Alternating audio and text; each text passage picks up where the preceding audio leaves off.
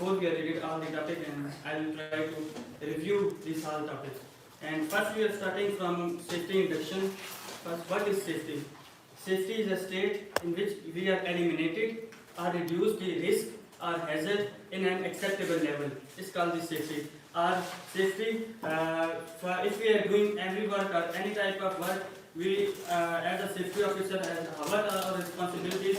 What thing we have to do before starting our work, after the work, and what thing we have to do in this field. And first, safety induction. Safety induction is a knowledge of when we are working in a job site or in a plant and any type of work we are doing, we have to know about this induction, this orientation, and this proper procedure of this work in job site. And if we have if we are new joining in our safety officer as a safety officer or as a safety manager, supervisor, then first we have to take safety orientation from safety officer. Safety officer is make proper orientation about that in job site, which type of hazard, which types of how we can prevent this orientation, and what things we have to need in this job site. And then this orientation which safety officer is given to the new appointed workers or new appointed safety officer, manager, and all of this.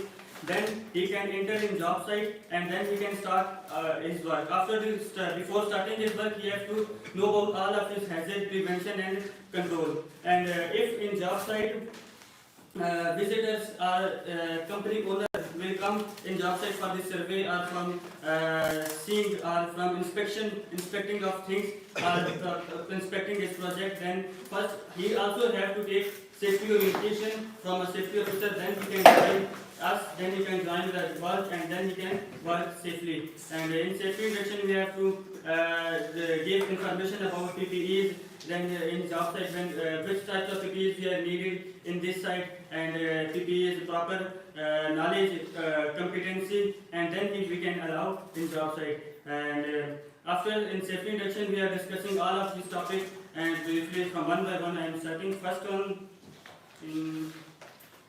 accident investigation. Accident investigation is very important after the accident, and basically as a safety officer our first step is that no accident happen. We have to reduce all of this accident from the job site. But if accident happen, then what we have to do after the accident. If accident happen, then first as a safety officer, all of the safety department, safety supervisor, safety manager go at the job site, and he has to determine the root cause. For determining of root cause, we have to barricade all the area. No person can enter inside and no person can go outside. Barricade. Barricade means if the thing that is inside, then it cannot go outside, or if the thing that is out, and it cannot come inside. And first we have to try to determine all of the root causes by our common sense. Safety, another what safety definition is only common sense. And if we have to determine the root cause, then by step we are trying to collect all of this evidence. We are trying to collect evidence, and we have to determine the root cause. For determining, we have to eye victim. If we are seeing accident happens, then some people are seeing accident by his own eyes. Then we have to try to talk with him, and we are talk with a soft talk, or not like a rubbish or any hard talk with the workers or any other management or any other workers or department. Then first after determining of root cause, then next time we are trying this accident report. In accident report we have written all of this accident, all of these causes, all of these causes and sources where then the accident is happened, and after the accident report we are trying to give awareness to our workers, our department, our all colleagues, and everyone, that next time we have trying to reduce this accident next time. For next time prevention of next time, we are, for this reason we are making accident report and accident investigation. And accident report, when we are making an accident report, we are written all of these times, time, department, and company name, owner name, written this report which making, we are also name of report maker, safety officer, and all of these sites workers, then they are at the job site. We have to collect evidence, and after the evidence, no name, no blame is a basic rule. If we are seeing then accident is happened, and by own we are think that accident is happened like this. We are for this we are blame on one person, like you did accident, and it's all of how your company will punish you, and like this. If no name, no blame, it means that we cannot blame anyone without evidence, or if we have collection of all evidence, then also we cannot blame on a person or any other which did accident. But we are trying this in report, and other department will ask him a question or ask him any punishment or penalties. All of this he did. And any question? Confined space. Confined space is enclosed or partially enclosed space which have limited access and egress. It may have some toxic gases, poisonous gases inside. Or confined space is a space which is not suitable or not comfortable or not access and egress proper for a human beings. It may occur of some toxic gases, poisonous gases, enrichment of oxygen level, and also decreasement of oxygen level. In confined space, basic question I have seen in my exam. In confined space, which oxygen level at the job site? In confined space, what oxygen level may occur in confined space? And anybody? No. Lowest. Lowest one, yes. What oxygen level may be? This question is also last time exam I have written this.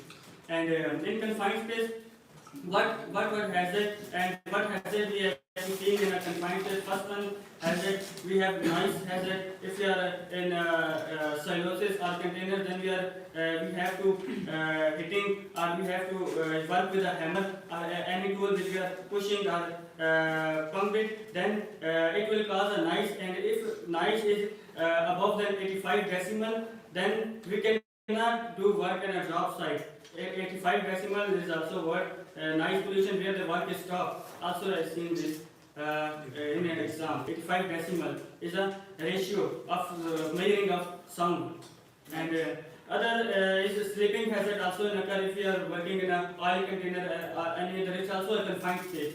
And it may have sleeping hazard, sleeping because if oil is on the ground, then we are not properly isolated or not properly cleaned, then we are basic. First we cannot go inside if it is not proper cleaned. Then if we have gone and not it naturally occur, then we cannot, then we can slip in our also a sleeping hazard. Then manual lifting, if we are in confined space, then how we can lift. In lifting is also very important. If we are in a confined space, we are lifting an object by our body in a bone not proper procedure, then it also may occur several accidents. We are also unconscious in for gas release in a confined space or enrichment of gases, or like H2S is heavier than air, and several gases are heavier than air, which are in basement are they near to the ground than oxygen. Oxygen we are seeing oxygen is also heavier, but it's in our own basic environment, and we can take it oxygen and everything. But some gases are more heavier than air, and they are on the ground. And if we are working in a confined space, basic confined space, then we are going 1.2 meter deep in a ground, then it's also a confined space. Because confined space, other definition by loss of visibility. Loss of visibility is also called confined space. If we have seen 1.2 meter in a ground in a ground, then we cannot see it by standing up. We cannot see a person inside. And also this has it. And after this. Standby man. Standby man is Responsible person is confined space. What is the responsibility of standby man? Responsibility of standby man is a person who is appointed and who is positioned by a company, by a department for his responsibility is limited. No person can go inside except the confined space with attendant. Such a confined space worker who is doing work inside the confined space, only this, and nobody other person cannot come inside the confined space, and standby man, his responsibility is his always and all time connecting all time with in a job site, all time is a confined space position which is in a position which where the one person is working, and always communication with these workers. And by communication he can use several of equipment, several of tools. First he can use mobiles or walkie-talkies, or if signal problems are, we cannot communicate with a person without with using some electrical or some mobile devices, then he can communicate with a rope. If confined space attendant, confined space attendant or standby man is putting a rope, and with rope other workers he is tie a rope with himself, and after 2 minutes, after 1 minute he trying to push him the both rope, and then confined space attendant know that person is unconscious, that person doing work. If an accident happen, then he has to is unconscious and report imbalance. Then person confined space attendant know that inside the job site accident happen. Although if accident happen, confined space attendant standby man also cannot enter in the confined space. If accident happen, it's a big mistake or big accident or everything, big incident, then also cannot confined space attendant. His responsibility is this: he has to call ISD department, rescue department, and for this, then his department is came inside in the job site, and he have to taking mark sheet, checklist, and attendance of workers. Then in class they're taking attendance, then which students are come inside and giving a pass by a pass method, that one person is gone outside, like emergency drill or any other accident happen. Then we have to know that in classroom or in job site, I give example, which workers are gone inside and that which are not inside. If rescue department is come in a job site and he have to take standby man for a checklist or in attendance sheet, then in attendance sheet 7 workers or 10 workers are gone inside a confined space, then rescue teams try to rescue these 10% or 7% from the job site. No person, if a person or 11 or 12 in a confined space and in attendance sheet is 10%, then rescue team drop 2%, because it say that his goal is rescue 10%. Also, he cannot damage, he cannot our own life, over his own life, we cannot disturb. And for this, if person or 7% are in attendance sheet and person goes in a 5% are going in a confined space, then rescue team try to try to rescue 7%. If person are 5, then 2% are missing. But for this 2% that are missing, the rescue team is always trying last time that try to rescue these all person. For this, we also damage that we also risk on his own life. And if we have work in a confined space or confined space work, then confined space, then standby man and our department first we have to inform IST department, rescue department that today we have work in a confined space from shift 1 or 2 from 7 a.m. to 8 p.m.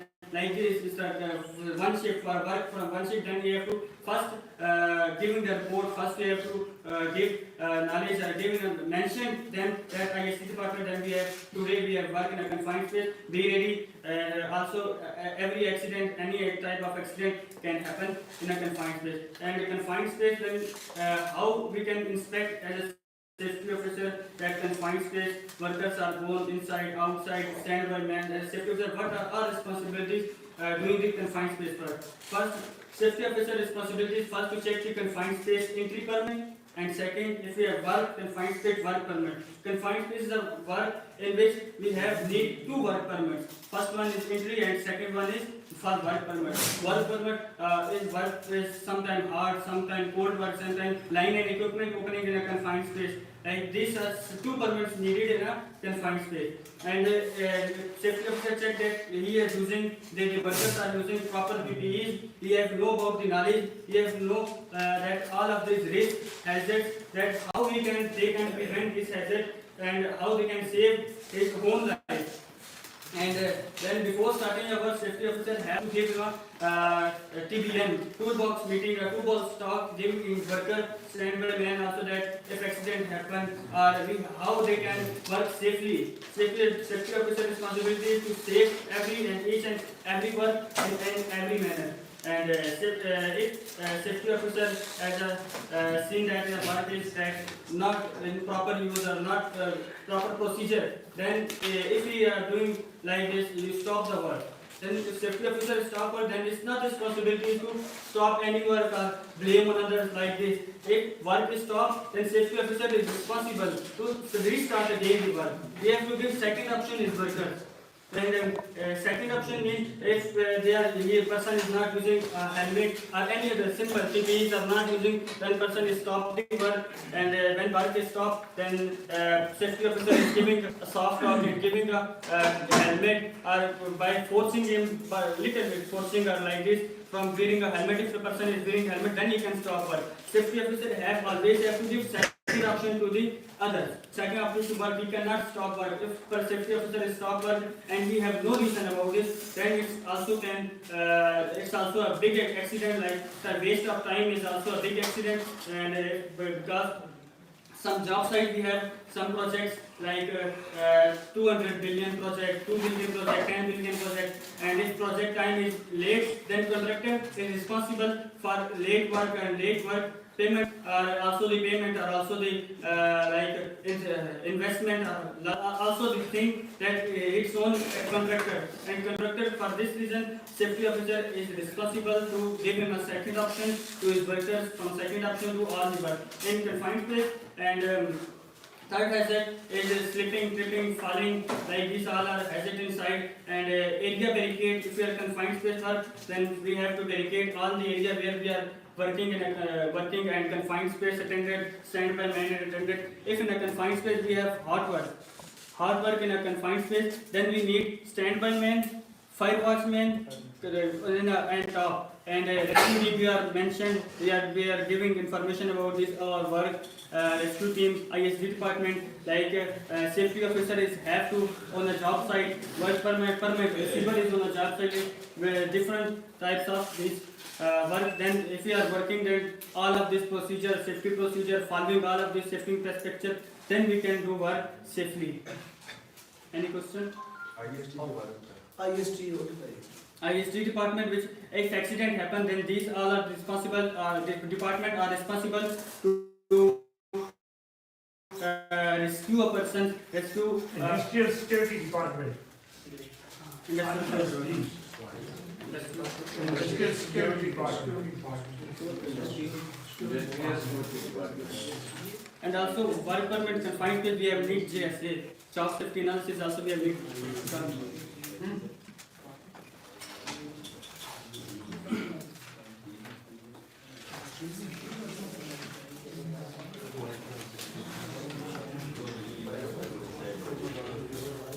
ये IST जो ये सारे काम का जिम्मेदार IST is responsible for everything.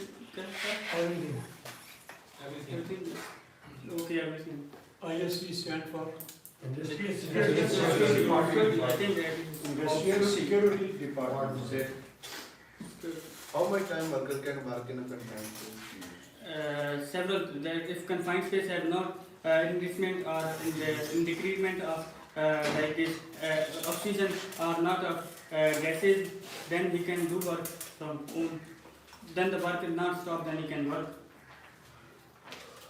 But with mentioned in the permit. one shift permit is valid. If permit that time permit is valid, then he can work one shift only. If a labor has not this work permit, Then he cannot start work, any work. Safety officer is responsible to check permit first, then he has to allow worker to go inside confined space. His responsibilities of safety officer. which measure should be taken by the safety officer after he got that a worker have not his work permit? Not work permit, he has to first, permit receiver should have to inside, and permit, if not permit taken, then cannot do any type of work, then we have to go workers to go to the permit receiver, and then permit receiver also go permit issuer. Then they both come at the job site and also inspect the job and which type of hazard. They also mentioned GSA.